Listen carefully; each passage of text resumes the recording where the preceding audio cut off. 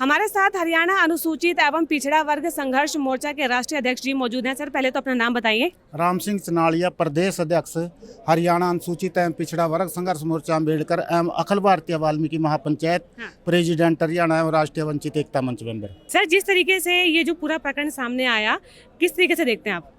मैं इस तरीके से देखता हूँ कि इसके माँ हरियाणा सरकार का भी हाथ है जी।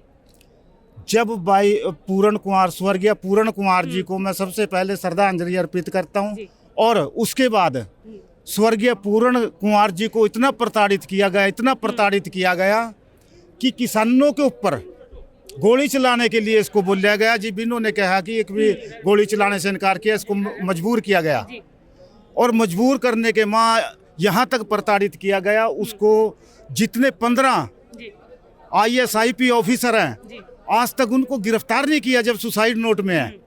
और मैं ये कहना चाहता हूँ कि इसके माँ खट्टर की भी साजिश है, नायब सैनिक की साजिश है, प्रधानमंत्री की साजिश है, गृह मंत्री की साजिश है। और इतनी साजिशों के बाद तो ये हो नहीं सकता। लेकिन ये इनके लिए अच्छा नहीं है। ये जब तक एजिटेशन चलता रहेगा, जब तक न्याय नहीं मिलेगा। अगर नायब सैनिक कहता मैं किसी PN को भी सस्पेंड नहीं करता, किस बात का CM है ये? इसको पत्ते छोड़ देना चाहिए। और ये क्यों नहीं कार्रवाई कर रहे? क्योंकि इनकी साजिश है।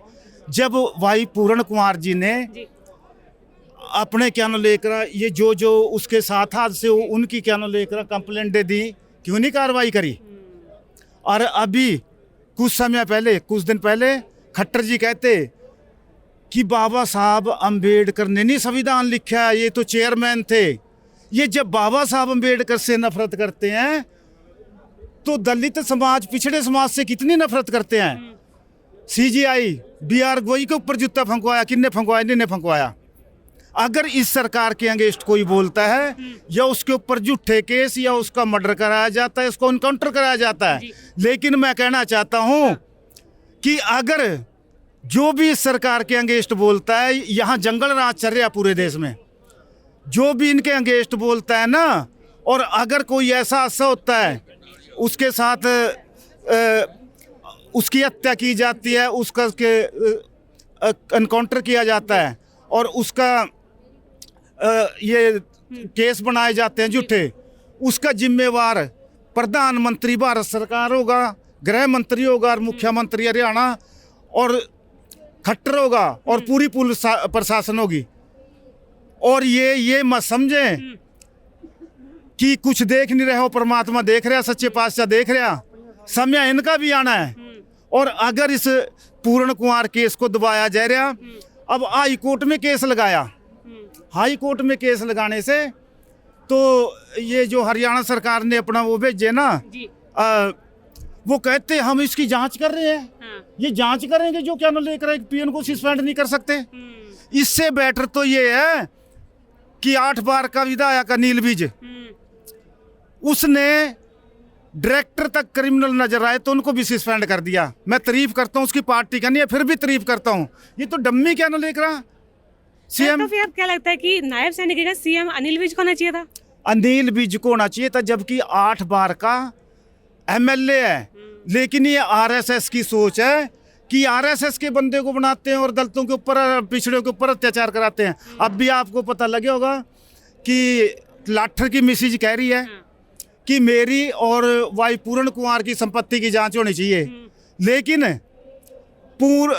ये लाठर की जो क्या नाम लेकर उसकी गोली लगी थी, कितनी दूर से मिली है, सबको पता ना।